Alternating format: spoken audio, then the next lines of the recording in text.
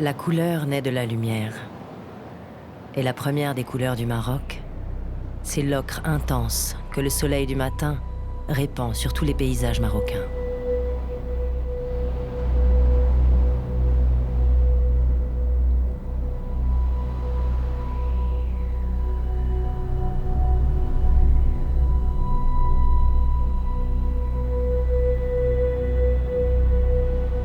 L'ocre, c'est la couleur de la roche, la couleur profonde de la terre du Sud.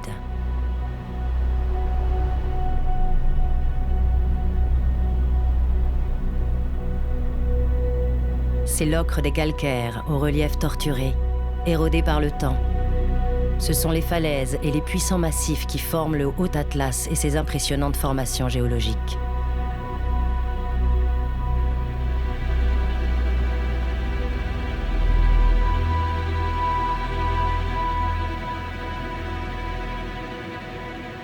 Dans les plissements de la roche, dans les plis et les chevauchements de la terre, les ocres des argiles, des grès et du granit colorent les pentes des vallées qui modèlent à perte de vue un paysage lunaire.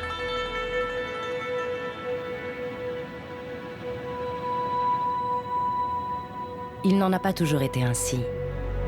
Il faut s'imaginer quand le désert était une forêt et où plaines et plateaux ressemblaient aux grandes steppes africaines.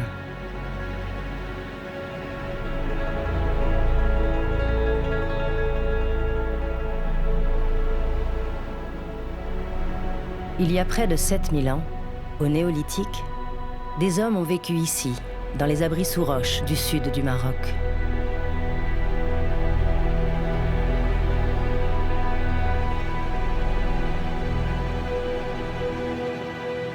Un peuple de chasseurs-cueilleurs a dessiné à l'ocre rouge des centaines de dessins représentant des bovins, des antilopes, des félins, des rhinocéros, le témoignage d'une dernière faune tropicale.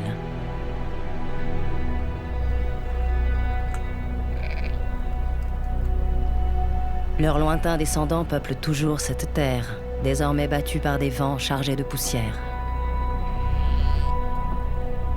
Ils ne chassent plus pour vivre. Ils sont éleveurs et se contentent toujours de peu.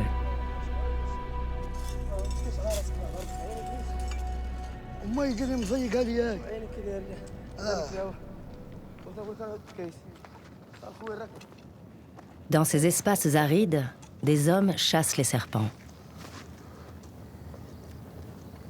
Abdallah et Habas, l'oncle et son neveu, défient les reptiles les plus dangereux au monde.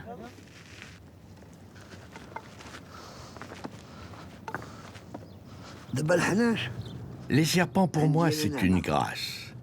Il y en a qui ont peur d'eux, comme toi et comme d'autres. Mais pour moi, c'est notre pain. Quand je vois un serpent, c'est comme si j'avais vu ma raison de vivre. Mon ami, mon frère, mon fils. Les serpents, c'est tout ce que je cherche dans cette vie. Mon neveu est comme moi, parce qu'à chaque fois qu'il se fait mordre, il ne lui arrive rien. Souvent, je me suis fait mordre quand j'étais seul dans le désert. Mais cela ne fait presque rien. Ça me paralyse un peu et j'attends que ça se passe. De toute façon, dans ces cas-là, il n'y a personne pour te sauver.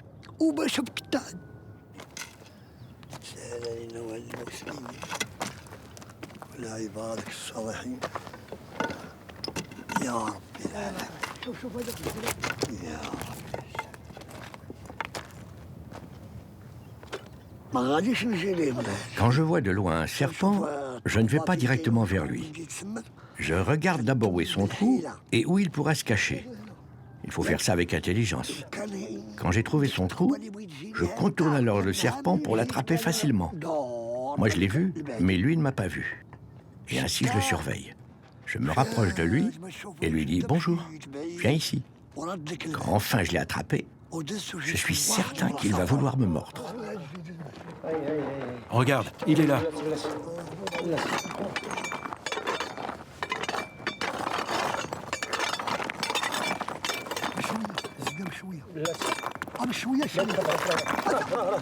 وكنت قبضت الحنش نقول لك هذه الكلمه ما قبضت الحنش Grâce à Dieu, on l'a trouvé. Il est très beau. On l'a cherché longtemps dans la montagne.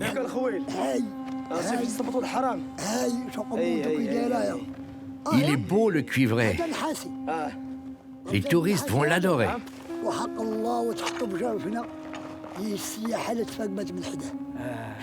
Pas besoin de le travailler beaucoup.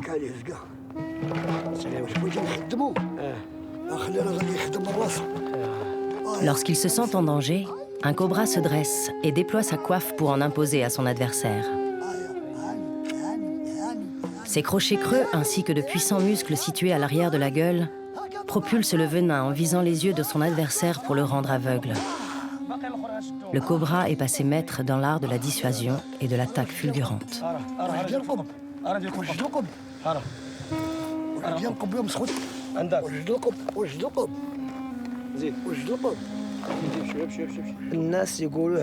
Ici, on nous appelle les Shurafa, les honorables. On vient de familles célèbres comme les Sidi Rahal et les Boyar Omar. Nous venons de Boyar Omar à Rala. Et chez nous, il y en a qui peuvent boire de l'eau brûlante, marcher pieds nus sur du verre. Et nous, on supporte le venin. C'est Dieu qui nous a donné ce don. Nous sommes les Shurafa, et les gens nous respectent parce que nous mettons notre vie en danger avec le venin. Les gens nous bénissent de faire ce travail, jouer avec le venin, même s'il tue.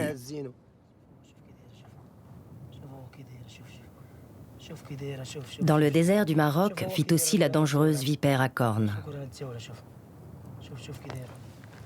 Sa couleur ocre imite les nuances du sable et de la terre dans lesquelles elle s'enfouit pendant les périodes chaudes.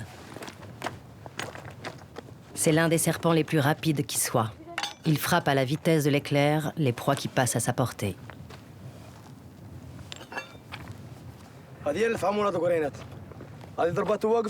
Voici la vipère à cornes.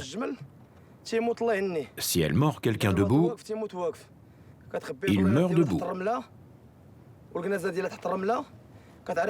Quand elle mord un dromadaire, on peut lui dire adieu. Elle se cache dans le sable. Et on ne voit que ses cornes qui dépassent. Embrasse-moi. Embrasse-moi.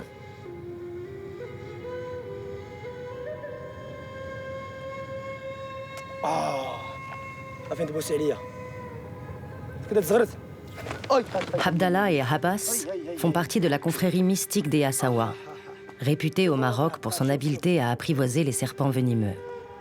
Mais parfois, à trop manipuler ces reptiles, certains d'entre eux y laissent la vie.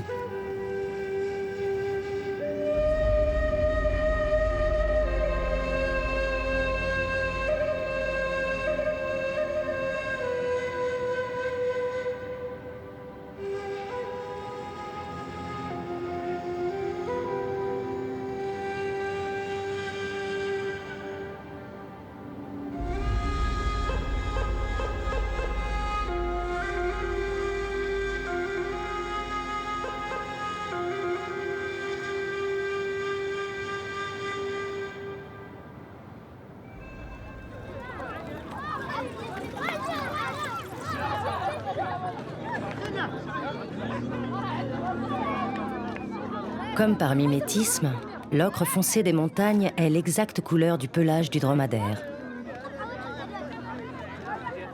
Cet animal, élevé pour son lait, sa viande, son cuir et pour des méharées dans le désert, est à l'occasion une bête de course.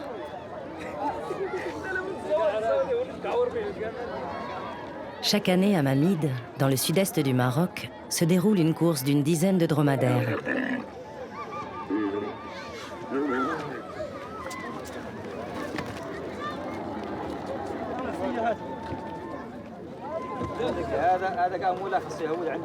Les plus âgés comme Larsen, qui a remporté de nombreuses courses, conseillent aujourd'hui les jeunes sur la conduite de l'animal.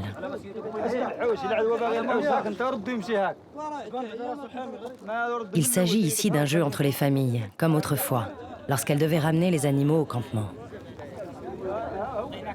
Pour les jeunes qui ont une origine nomade, ils ont toujours cette envie de monter sur cet animal-là. Moi, maintenant, ça m'a fait plaisir. Quand je vois des enfants de 17 ans, 15 ans, qui montent la selle traditionnelle et qui arrivent à se tenir sur un dromadaire. Ah, si tu sais faire, c'est facile. Si tu sais faire, c'est facile. En fait, il faut que tu attends un dromadaire, que c'est toi qui l'as dressé, que tu le connais très bien. Dans ce cas-là, c'est plus facile.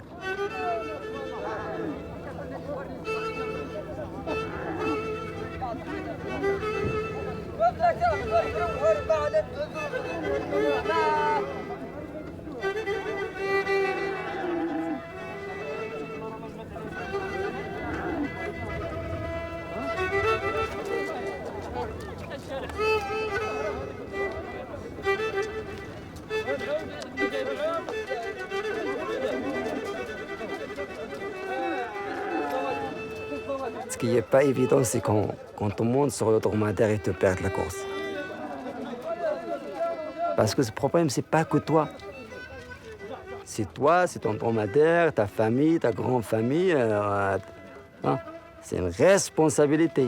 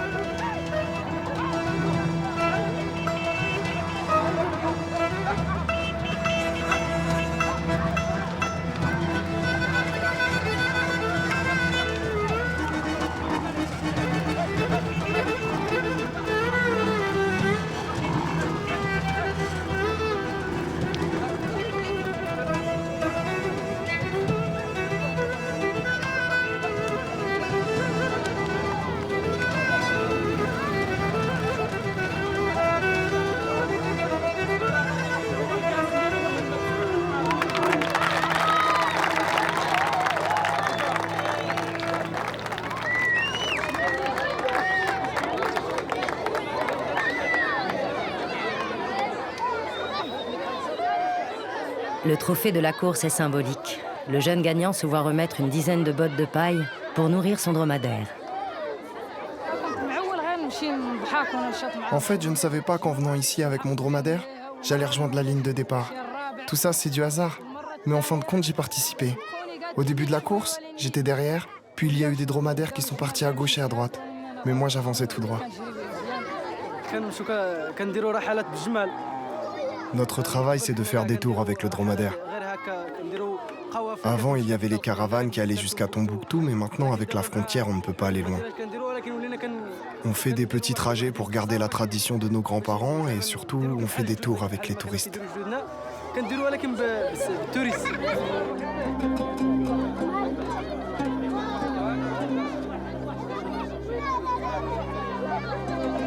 À Mamid, les jeunes suivent aujourd'hui les traces des anciens, pendant que les plus petits portent des regards envieux sur leurs aînés, rêvant comme eux de voyages dans le désert du Sahara, à dos de dromadaire.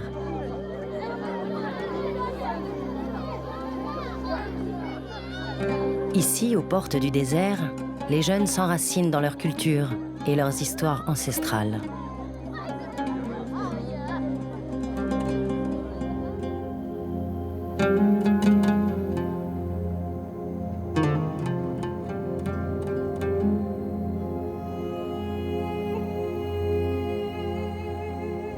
À quelques heures de piste de Mamid, on peut encore rencontrer quelques éleveurs de dromadaires qui vivent ici, dans ce désert de rocailles.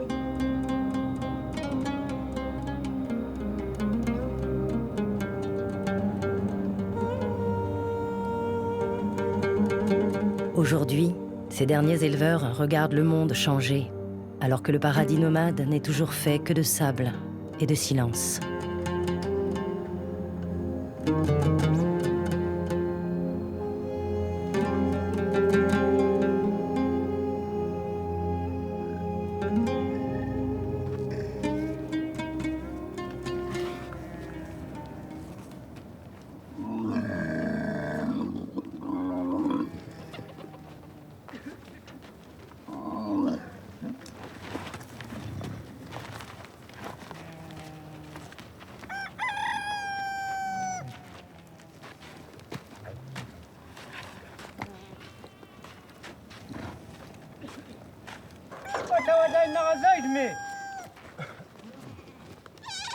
Il y a 50 ans, le désert de Mamid comptait des dizaines de familles nomades comme celle de Zaïd, qui vit ici toute l'année avec sa mère, son père, sa femme et leur petit garçon de 3 ans. Dans leur campement rudimentaire, la journée commence avec le rituel du thé, servi avec une extrême lenteur, comme pour mesurer le temps qui passe.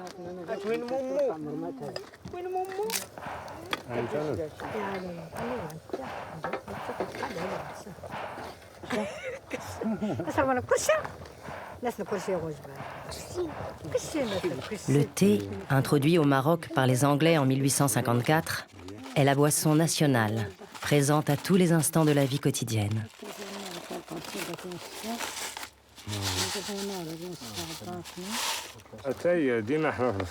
Le thé, c'est notre petit déjeuner. Si je suis fatigué, je bois un thé. C'est important d'avoir toujours du thé avec nous. Et si vous voulez un bon thé, vous prenez une racine d'acacia.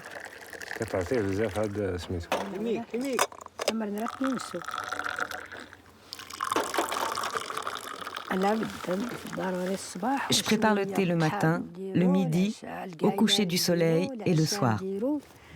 On le prépare tout le temps en fait.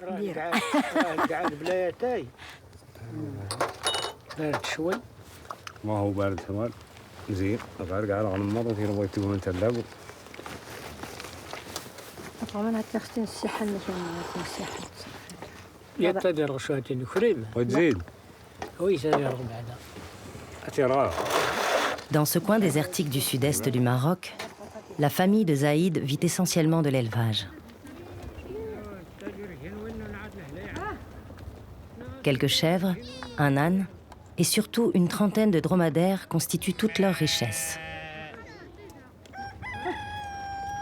Le dromadaire, bien sûr, c'est important qu'il soit là. C'est lui qui nous donne du courage pour vivre et faire plein de choses. Je peux faire un long trajet avec. Il est robuste. Même s'il a soif ou faim, il peut continuer à marcher pour chercher ce dont il a besoin. Et si je suis fatigué, je peux monter dessus. Il peut traverser les pistes et les dunes. Il n'a aucun problème. Il a vraiment une grande patience. Même s'il n'a pas à manger ou s'il n'a pas à boire, il peut traverser 40, 50, jusqu'à 60 km dans la journée. Et il est en forme.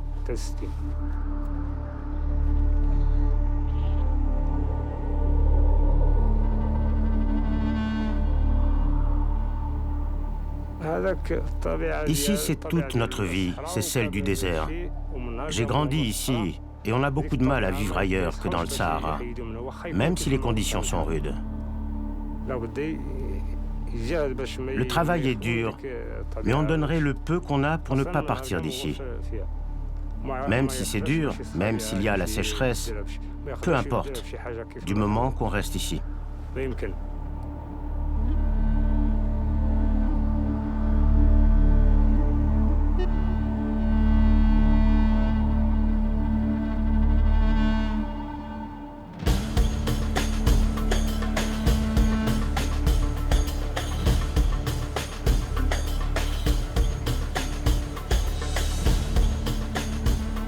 L'ocre, c'est la couleur d'un mur, d'une muraille, d'un rempart. C'est la couleur de toute une ville. Marrakech, la ville impériale et le cœur historique du Maroc.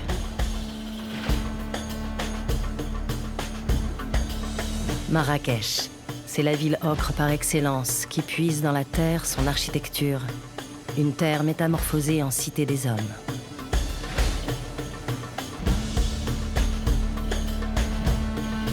Témoins d'un passé agité, les remparts de terre, ces hauts murs d'enceinte, encerclent et protègent la ville impériale et sa folle médina.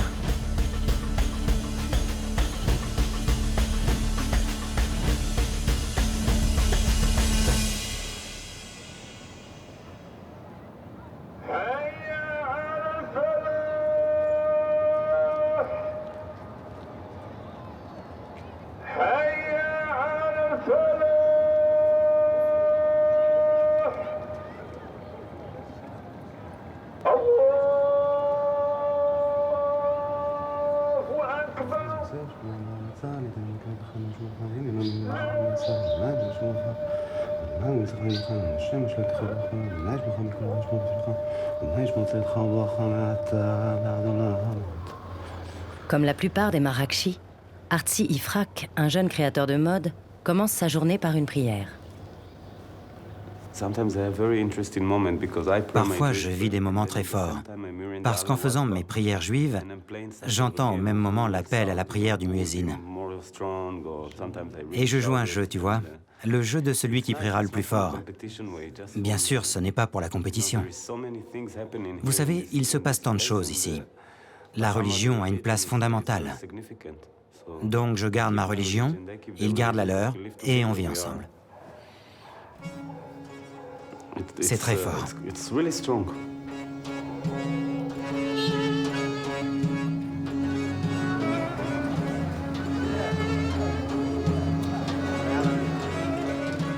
Marrakech, la spirituelle, respire la tolérance.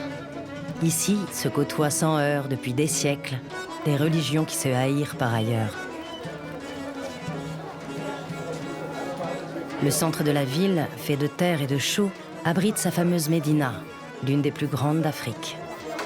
Exubérante, parfois exaspérante, elle expose les merveilles de la ville.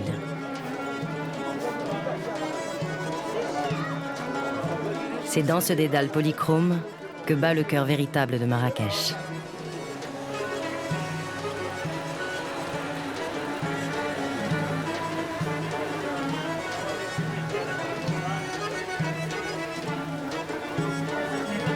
Le Maroc, c'est l'art infini de la couleur. Les teinturiers s'affairent toujours sur leurs vieux chaudrons noirs fumants, où sont brassés les fils de laine ou de coton, dans un bain de teinture bouillante.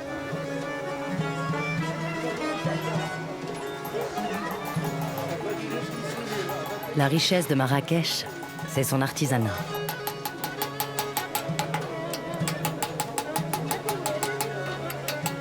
Dans la Médina, près de 40 000 artisans travaillent toutes sortes de matériaux, comme le cuivre patiemment œuvré par les dinandiers et les marteleurs.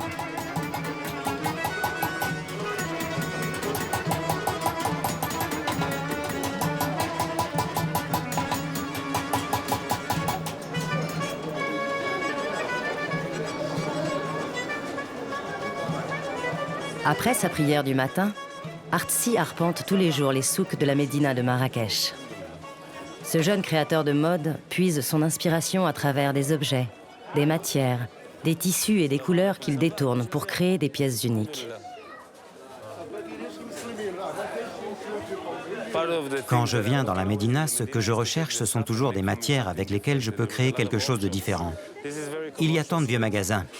C'est une rue très commerçante, mais à force de chercher, on trouve des choses intéressantes, qui sont moins recherchées au Maroc. Préserver l'artisanat au Maroc, c'est très difficile.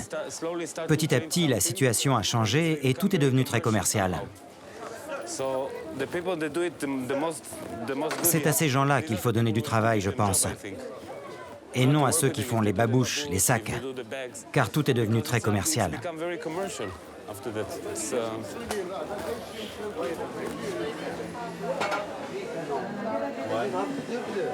Artzi travaille avec des artisans de Marrakech qui créent sur mesure les chaussures, accessoires et vêtements qu'il a imaginés.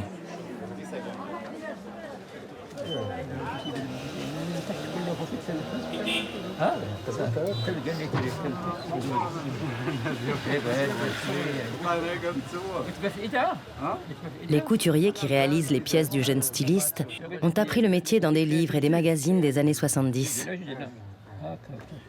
Ils exécutent aujourd'hui avec talent tout genre de vêtements à la demande. C'est Artzi lui-même qui nous montre comment réaliser ces modèles à partir d'un dessin. Chaque pièce demande du temps. Par exemple, pour cette pièce qu'il nous a amenée, Artzi souhaite que l'on rajoute des formes ici. On l'a dessinée, maintenant on travaille dessus. Et chacun d'entre nous travaille sur la même pièce. C'est d'ailleurs comme ça que l'on réalise de bonnes pièces. Sur cette chemise, j'ai posé les boutons, le col, les manches, Et maintenant, elle est finie. Il ne reste plus que le repassage.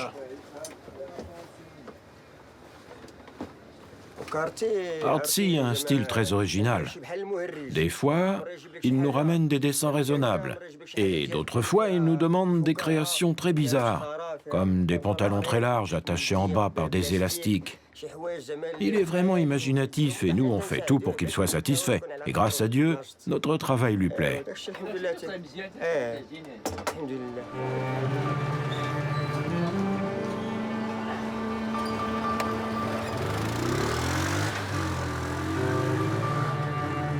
Après avoir vécu en Israël, c'est dans le Mela, le quartier juif et la partie la plus ancienne de la Médina, qu'Artsy renoue avec ses origines. Dans le riad, qui appartient à sa famille depuis 250 ans, il expose ses collections et ses pièces uniques.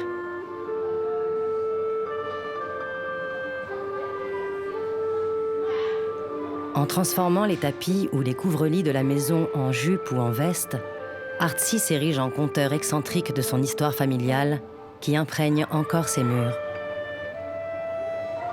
Je crée en ce moment une collection autour de mon père, autour de cette maison, cette ambiance, autour de toute l'histoire du Maroc. D'où nous venons, où nous allons, qu'est-ce que l'avenir nous réserve?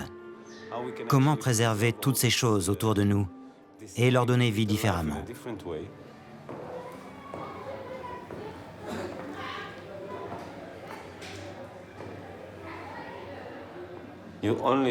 Vos yeux sont toujours sollicités au Maroc. Il y a tant de couleurs. L'ocre est très présent car toutes les maisons sont de cette couleur. J'ai aussi réalisé une collection dans cette teinte. Pour moi, c'est la couleur de la joie en chacun de nous. C'est la richesse de toute chose.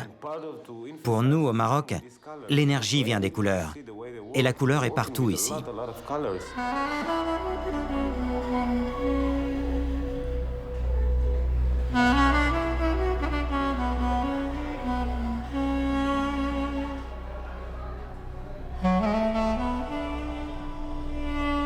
Au pays de la couleur, ce jeune créateur est le magicien d'une vaste palette polychrome qui mélange les genres et les cultures.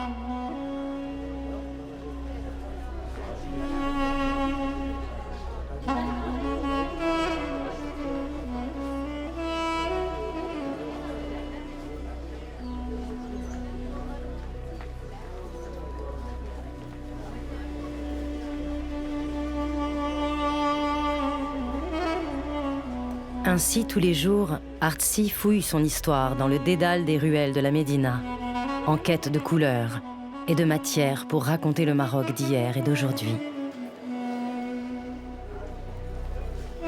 À Marrakech, ce créateur original a renoué avec le fil coloré de sa vie, tendu entre deux cultures.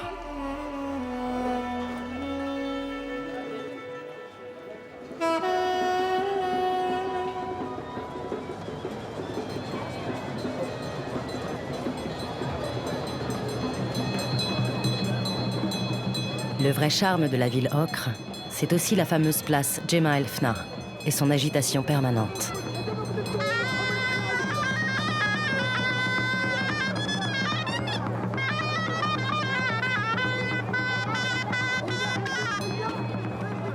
Quand il ne chasse pas les serpents, Abdallah et son neveu s'y donnent en spectacle.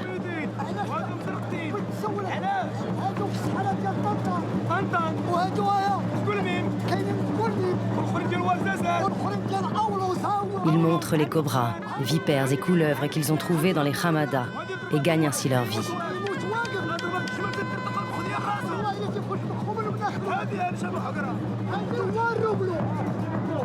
Mais cet art populaire est aujourd'hui largement contesté. Pour ne prendre aucun risque avec les badauds, il semble qu'on perce la glande à venin des reptiles, ce qui entraîne leur mort quelques mois après.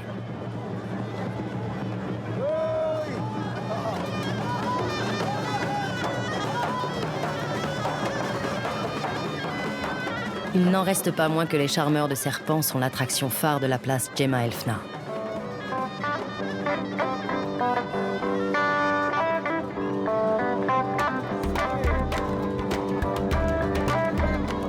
En 2001, Ce haut lieu traditionnel et populaire du Maroc a été déclaré chef-d'œuvre du patrimoine de l'humanité par l'UNESCO. Djemma El Fna, c'est une véritable cour des miracles aux couleurs du Moyen-Âge. Les montreurs de singes, les conteurs, les arracheurs de dents, les écrivains publics, les bonimenteurs, les diseuses de bonne aventure et autres voyants qui prédisent l'avenir semblent toujours avoir été là. Djemma El Fna, c'est une place folle, pleine de magie et tout tourne autour d'elle.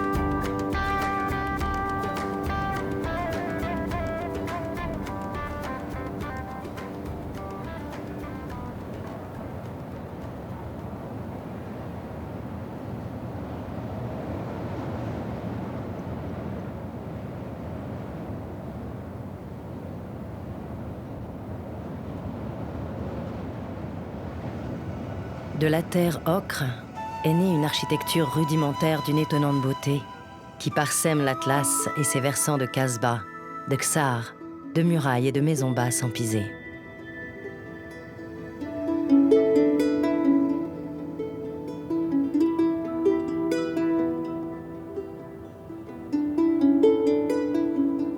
Avec le temps, cet empire de terre tend à disparaître. Les constructions retournent aux éléments, pendant que les hommes détournent le regard.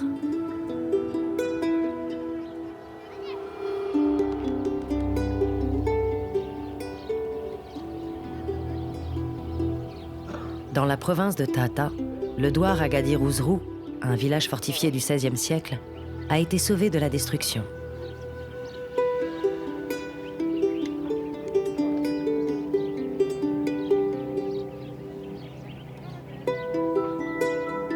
Une jeune architecte marocaine, Salima Nadji, avec l'aide de quelques artisans locaux spécialement formés au travail de la terre, ont redonné dignité à cette citadelle rurale.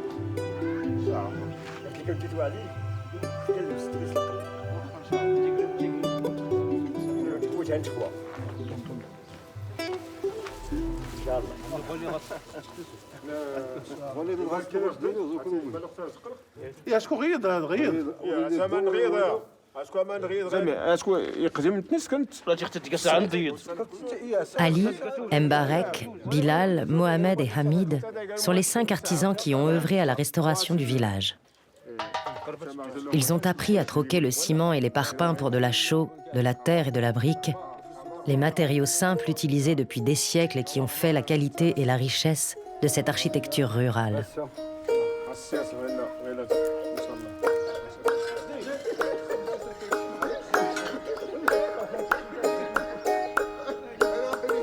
Leur restauration la plus importante est celle de la porte sud du village, qui s'était effondrée.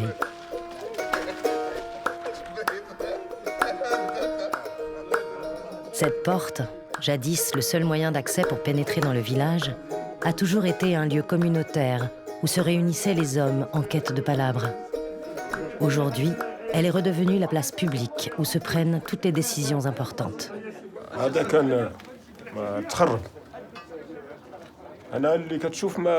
Il y a encore peu, cette porte était en ruine.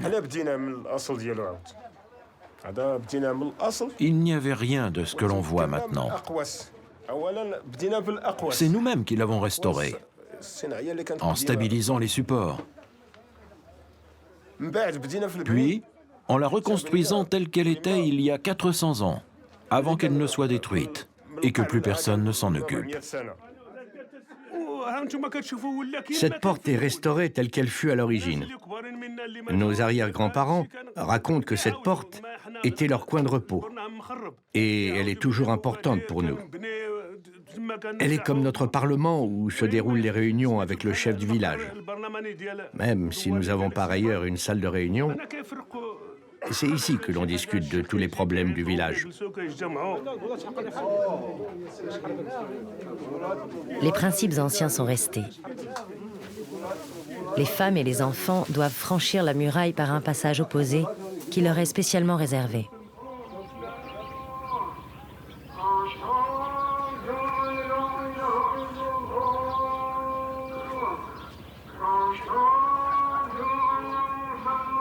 Derrière les façades restaurées de ce village, de grosses bâtisses menacent toujours ruines. Ces vestiges racontent la riche histoire des nobles qui vivaient ici.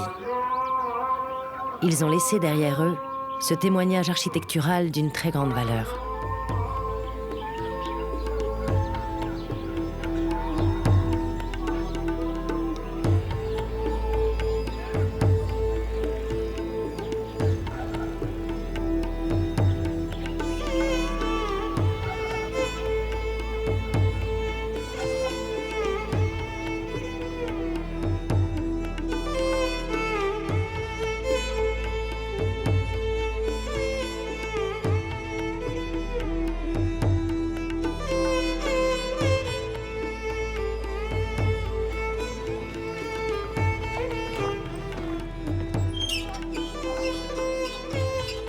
Partout sur cette terre du sud marocain se cachent ainsi 1000 trésors architecturaux, comme la mosquée d'Agadir Ramgar, dont il ne reste aujourd'hui que le minaret et quelques murs.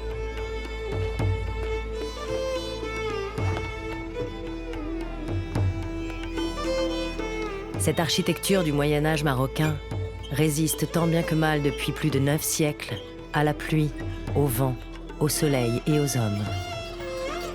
La terre ocre est le matériau d'excellence de ces régions aux grandes variations climatiques.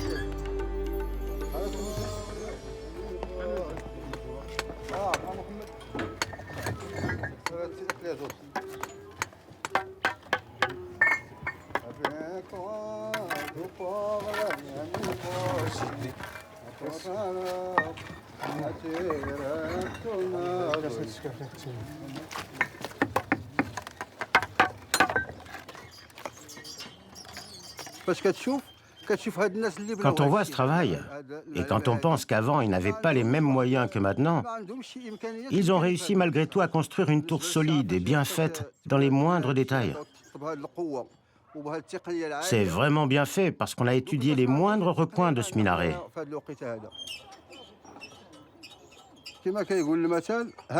Comme dit le proverbe, ces monuments anciens nous représentent. Si de telles choses n'existent pas, alors on n'existe pas. Ça représente nos origines et notre grande histoire. C'est pour ça qu'on est ici, pour que ce minaret ne disparaisse pas. Si ça avait été le cas, nous aussi on aurait disparu. C'est comme si on n'avait jamais existé.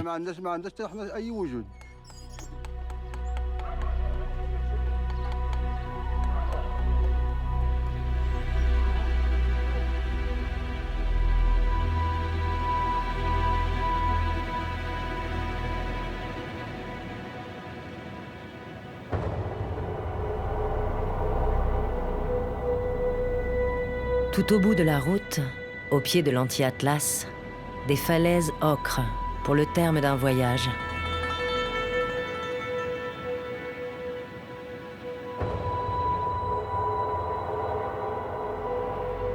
L'homme a construit sur ces fortifications naturelles un grenier, tel une citadelle imprenable.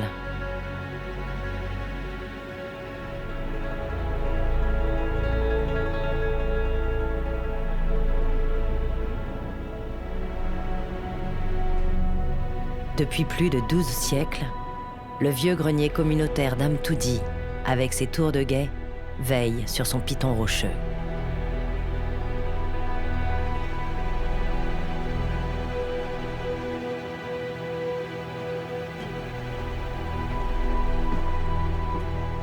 Restauré, et transformée en musée, l'Agadir Amtoudi est le symbole d'une architecture marocaine qui a su défier le temps.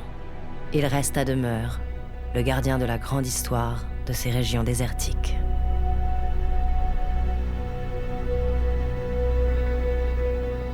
C'est l'ocre comme couleur éternelle.